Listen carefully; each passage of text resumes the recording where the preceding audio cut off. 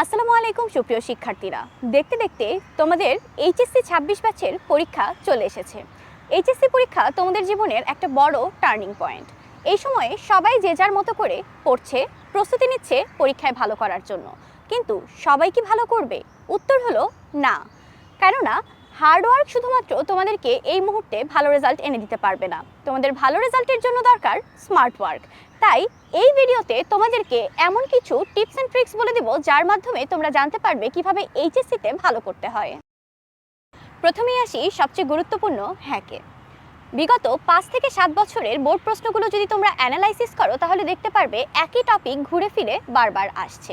বিশেষ করে তোমরা যেহেতু ২০২৬ সালের পরীক্ষার্থী, তাই বিগত জোর বছরগুলোর প্রশ্নগুলো তোমাদের জন্য বেশি ইম্পর্টেন্ট। তাই ইম্পর্টেন্ট টপিকগুলো খুঁজে নিয়ে সেগুলোতে মাস্টার হওয়া তোমাদের জন্য এই মুহূর্তে সবচেয়ে বেশি প্রয়োজন।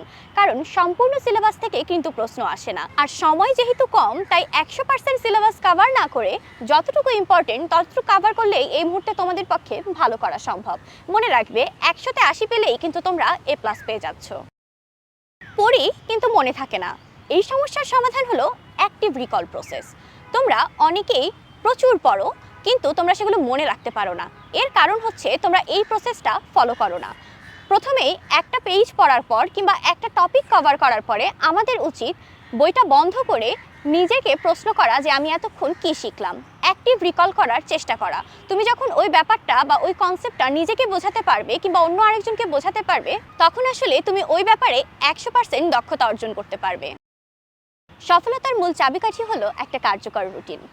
কোচিং কিংবা টিউশনির পিছনে দৌড়িয়ে এই মুহূর্তে সময় নষ্ট করো না। ৭ থেকে ৮ ঘন্টা অন্তত সেলফ স্টাডির জন্য বের করো। সকালবেলাটা কঠিন বিষয়গুলোর জন্য রাখো, কেননা ওই সময় আমাদের ব্রেন সবচেয়ে ভালো কাজ করে। এছাড়া সারাদিনে তোমাকে প্রচুর প্র্যাকটিস করতে হবে। ফিজিক্স, কেমিস্ট্রি, অ্যাকাউন্টিং কিংবা অন্যান্য যে কঠিন বিষয়গুলো রয়েছে সেগুলো আসলে প্র্যাকটিসের উপর নির্ভর করছে।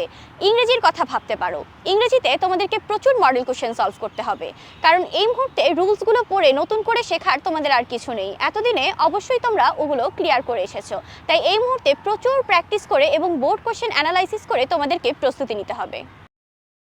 সবচেয়ে কঠিন কিন্তু প্রয়োজনীয় কাজ হলো এই মুহূর্তে সোশ্যাল মিডিয়া থেকে নিজেকে দূরে রাখা। কেননা ফেসবুকের নোটিফিকেশন কিংবা ইনস্টাগ্রামের রিলস তোমাদের কনসেন্ট্রেশন লেভেল অনেকটা কমিয়ে দিতে পারে। তাই নিজের পড়াশোনায় শতভাগ কনসেন্ট্রেশন আনতে হলে তোমরা সম্ভব হলে এই মুহূর্তে ফেসবুক এবং ইনস্টাগ্রাম অর্থাৎ নিজের যত সোশ্যাল মিডিয়া প্ল্যাটফর্ম আছে সেগুলোকে ডিঅ্যাক্টিভ করে রাখতে পারো।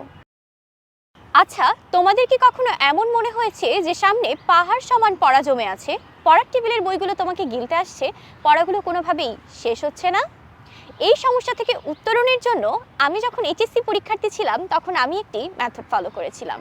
তখন প্রত্যেকটা আধা ঘন্টা সময়কে আমি ২৫ মিনিট আর ৫ মিনিটে ভাগ করে নিয়েছিলাম। প্রথম ২৫ মিনিট আমি মন দিয়ে পড়তাম এবং বাকি ৫ মিনিট আসলে আমি আমার ব্রেনকে রেস্ট দিতাম।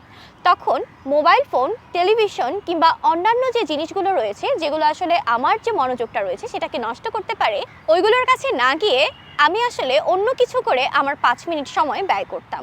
পরবর্তীতে আবার পড়াশোনায় ফিরে আসতাম এবং এই ২৫ মিনিট এবং ৫ মিনিটের যে মেথডটা রয়েছে এটা ফলো করতাম।